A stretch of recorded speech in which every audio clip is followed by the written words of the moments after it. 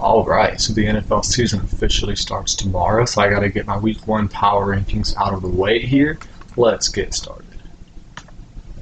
At number 32, we will have the New England Patriots. So I'm gonna go over some of like the roster cut down moves that are important, or any injuries that are important right now. For the Patriots, Kendrick Bourne and Christian Barmore are both going to be out for 4 games, so that hurts them even more for the first 4 weeks when they're already not very good. 31 is going to be the Carolina Panthers. They cut Terrace Marshall, who I thought would be decent for him. Dane Jackson's injured for 4 games, and Jadeveon Clowney is going to be questionable for week one. Panthers are simply not a very good team right now. 30 is going to be the Giants. They're pretty bad too. They cut Joshua Kelly, and they lost Isaiah McKenzie for the rest of the season. So certainly not a great look so far for the Giants. I don't expect them to be very good this year. Number 29, the Minnesota Vikings. They cut Myles Gaskin. TJ Hawkinson's out for the first 4 games. For a team that's already going to probably be pretty bad, losing TJ Hawkinson for the first month is definitely going to hurt them quite a bit. 28, Denver Broncos. They're going to drop 2 spots here. Personally, they weren't.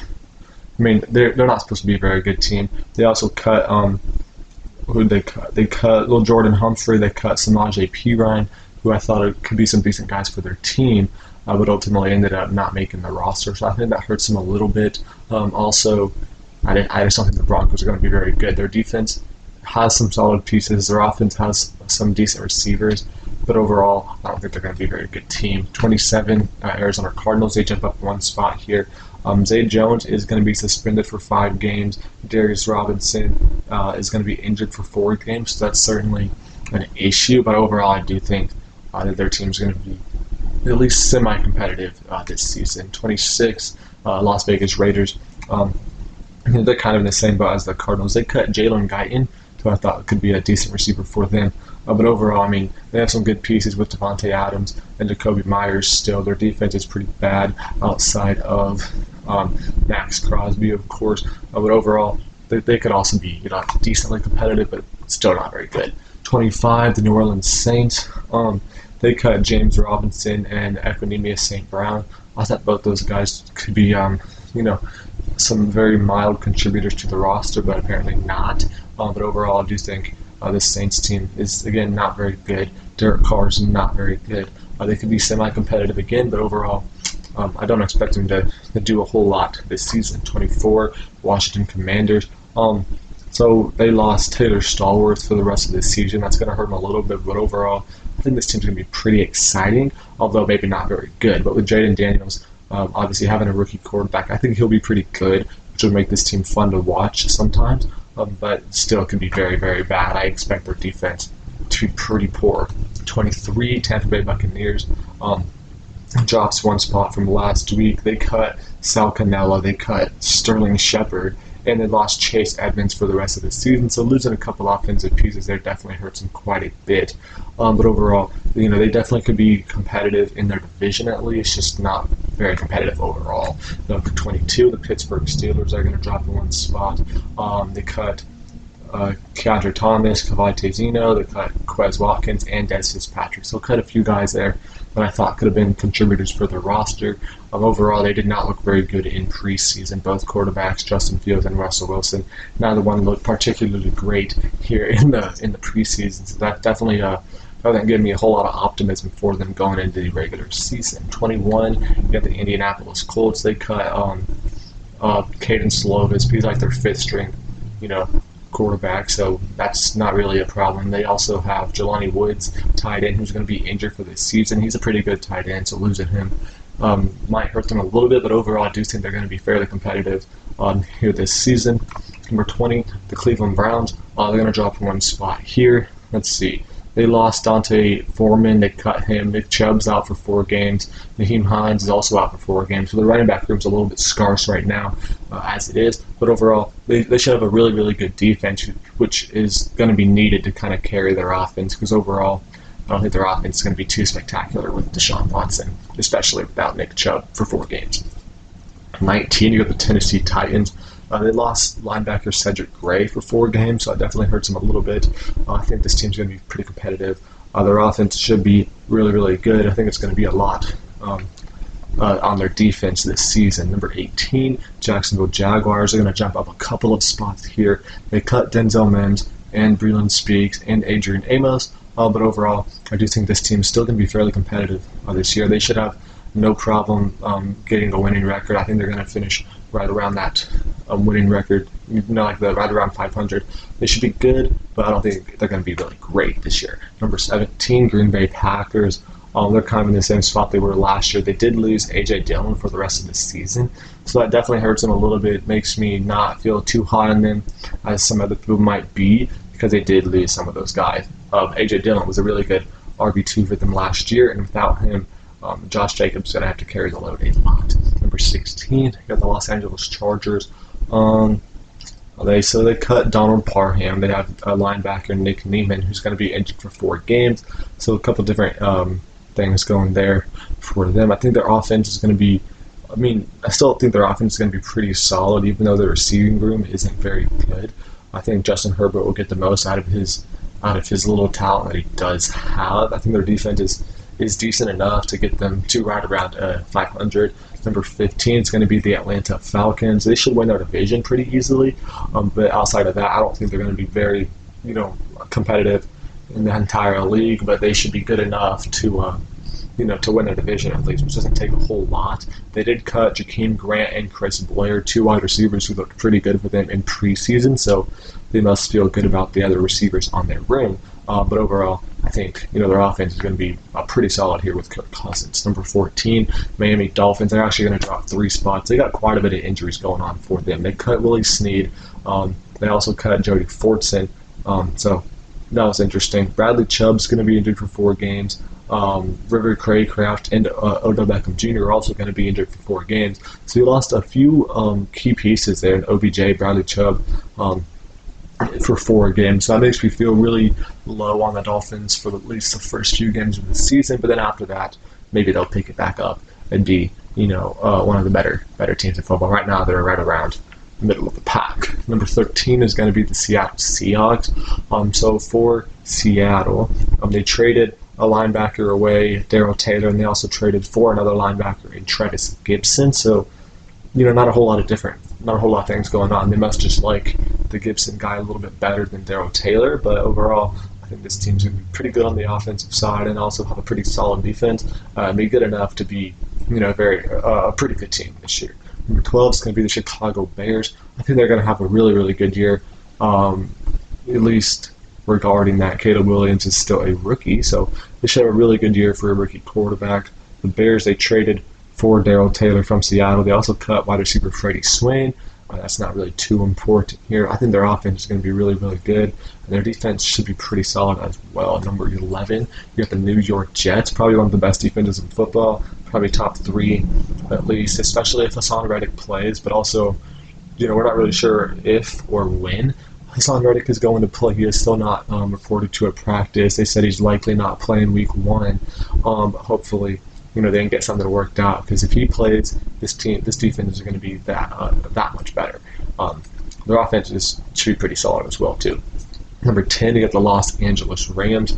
So for the Rams, they cut Boston Scott and Carlos Watkins, who I thought would be some decent guys for their team. They also have Tyler Higbee, who's going to be injured for 4 games. That definitely hurts their offense a little bit, because he's a really solid tight end there. But overall, this should still be pretty good team. Their defense is definitely going to be worse than last year because they don't have Aaron Donald. But I think their offense is actually going to be even better than it was last year.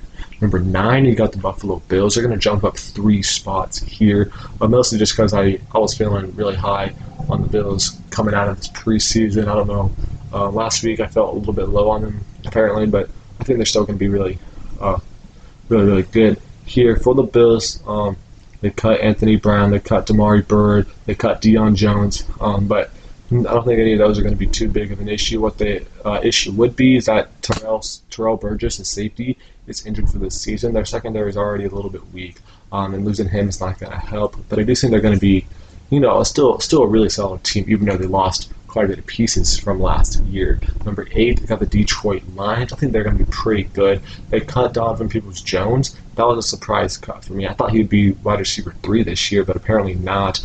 Also, Emmanuel Mosley is going to be injured for 4 games. He's a pretty good corner for them, so losing him definitely going to hurt their team a little bit, but I still think they're going to be really, really good this year. Number 7, you got the Philadelphia Eagles. I got them dropping a couple of spots here.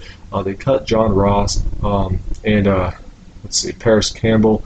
Paris Campbell is definitely a weird thing for me. They did trade for Jahan Dotson, so that kind of pushes Paris Campbell out of the top 3, but I still thought he was probably wide receiver 4 for this team, but apparently not. Also, they did lose James Bradbury for 6 to 8 weeks, so almost half the season potentially.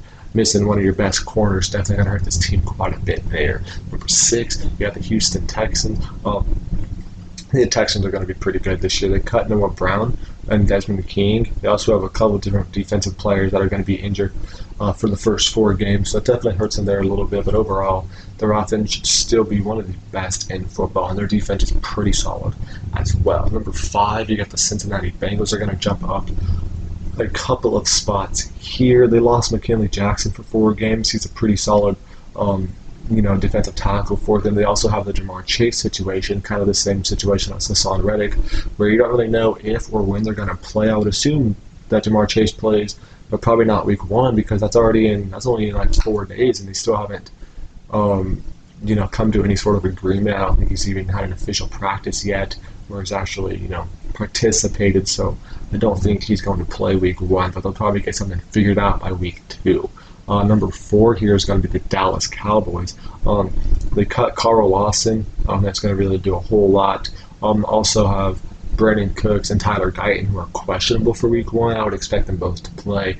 Overall, this Cowboys team should be very, very good. Their offense might be a little bit worse than last year. Their running back group's a little bit lacking with Dalvin Cook and Ezekiel Elliott, but overall, they probably have the best defensive football between them and San Francisco and the Jets. Those are definitely the top 3. I think Dallas probably still has number 1. You have to throw the Cleveland Browns in there too, but I think Dallas probably has the best defense. That's going to carry them this season. Number 3, you got the Baltimore Ravens. They cut Russell Gage, who I thought would have been a solid receiver for them, so that definitely caught me off guard. They also have a corner, Arthur Mollett, who's going to be injured for the first 4 games. That hurts their secondary a little bit, but overall, they should be a pretty good team this year. They have one of the best defenses in football as well. They also have an amazing offense, I think. This year will be really good with Lamar and Derrick Henry. Definitely the best running game in football behind a really good offensive line as well. Number 2 is going to be the San Francisco 49ers. I mean, come on. They're definitely the best team in the NFC. They're absolutely elite. They cut Robbie Anderson. They also lost running back Elijah Mitchell for the rest of the season. And then Dre Greenlaw and Ricky Pearsall were going to be out for at least the first 4 games. So at the start of the season, they might be a little bit slow compared to what they were in the last year, but coming into October and stuff, they should be even more improved. So I do expect them to still be one of the best teams of football, even if they have a couple guys that are injured and stuff right now. Number 1 is going to be Kansas City Chiefs. I mean, they haven't really had any bad injuries. They are missing Charles Omenihu for the first 4 games. And Clyde Edwards-Helaire is going to be in there for the first 4 games, but they signed Samaje Perine to kind of replace Clyde Edwards-Helaire for now. Marquise Brown's also going to be injured for at least 1 game, maybe 2. But they signed Juju Smith-Schuster, who should at least fill in that role pretty good for the first few games before he probably takes a bigger step back after that. But overall, they might be hurting on the defensive side, missing Omenihu for the first 4 games. But I do think they're still the best team in football as of right now. So now we're going to get into my game picks. I did this last year. I'm going to make this a little bit smaller for you guys. So just kind of move it out of the way here. All right. So for my game picks here, I'm going to pick the Chiefs over the Ravens. It'll probably be very close, but I'm going to pick the Chiefs by a little bit. Eagles and Packers could be close too. I think the Eagles will win that though. Bills and Cardinals. Bills should win by a decent amount. Bengals and Patriots should be a blowout, even if Jamar Chase does not play.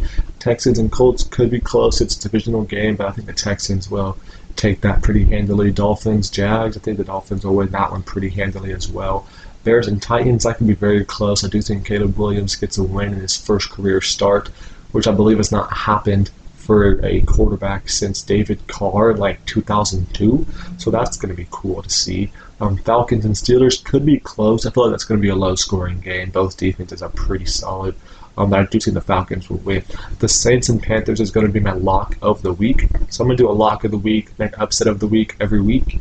And I'm only going to try to pick one team for every single lock. So I can use the same team multiple times for an upset, but I only want to use one team all season, or I want to use every team once all season long for the lock of the week, because I don't just want to pick like the Chiefs to be the lock of the week and then I'd win it 12 out of the 17 times because they go 12-5. That seems kind of stupid. But I have the Vikings over the Giants. That's probably the worst game of the week. Seahawks over the Broncos. That should be fun. I think the Seahawks will win that one, though. Chargers and Raiders. Chargers should win that pretty handily. Cowboys and Browns is actually my upset.